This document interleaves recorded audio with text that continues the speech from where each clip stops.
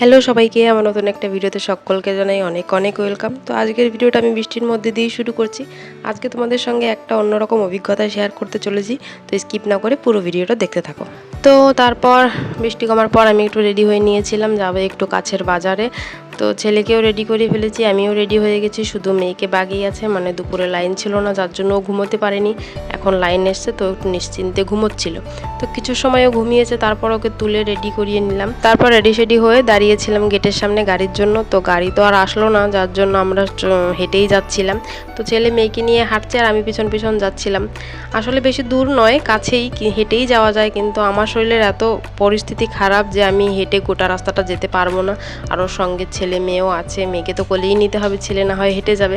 তো ওকে কোলে নিয়ে এই পুরো রাস্তাটা হেঁটে যাওয়ার মতো শক্তি আমার মধ্যে নেই। তো যার জন্য সামনের রাস্তাটায় গেলে অবশ্যই গাড়ি পাওয়া যাবে। তো এখানে এসে দেখো দাঁড়িয়ে আছি।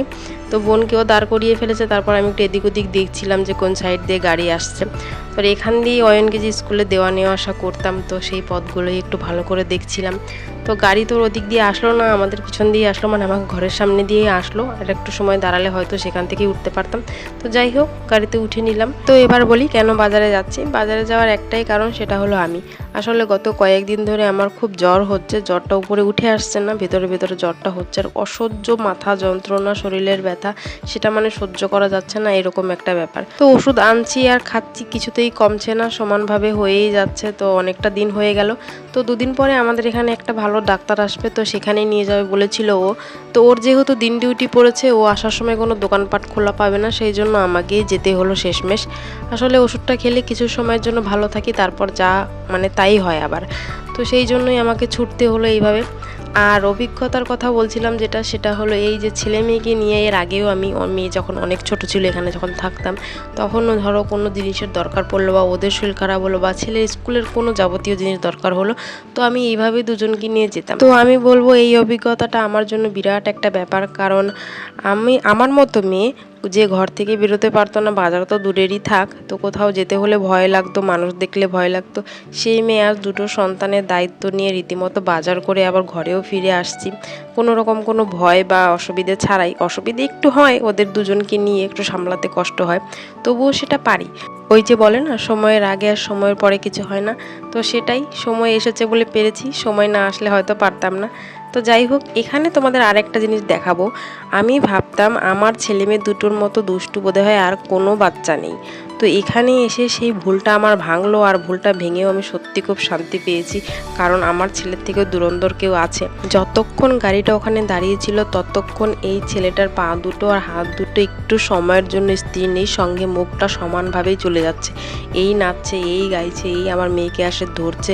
মানে আমি দেখে একদিক দিয়ে আমার মনটা শান্তি পেয়েছে যে না, কেউ তো আছে আমার ছেলের উপর দিয়ে, সেটা দেখেও আমার বেশ ভালো লাগলো। এবার যে আমার বরকে বলতে পারবো, শুধু আমার ছেলেকেই দুষ্টু বলো, তুমি রাস্তাঘাটে বেরোলে দেখতে পারবে কত দুষ্টু বাচ্চা আছে। তবে ছোট থাকতে এই দুষ্টুমিটা চলে, তাই না? তো ভালোও লেগেছে ওর দুষ্টুমি দেখে।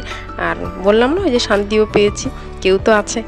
তো যাই হোক, দেখো বাজারের মধ্যে ঢুকে পড়েছি। তো আমার এই দোকানটাতে একটু কাজ ছিল, সেজন্য ঢুকেছি।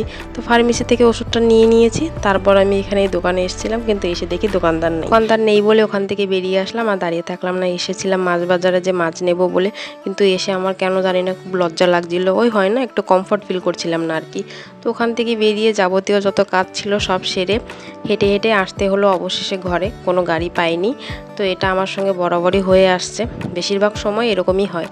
তো পায়ে হেঁটে এসেছি, খুব কষ্ট হয়ে গেছে। ঘরে এসে তালাটা খুলে কোনো মতে ঘরের ভিতরে ঢুকতে পারলে বাঁচি, এমন একটা অবস্থা। আর আমার মেয়েকে দেখো, এসে যত খাবার জিনিস এনেছে সব ফেলে দিচ্ছে, আর আমি তো ঘেমে নিয়ে একটা অবস্থা। এত গরম দিয়েছে, এত গরম দিয়েছে, সেটা আর বলার অপেক্ষা রাখে না।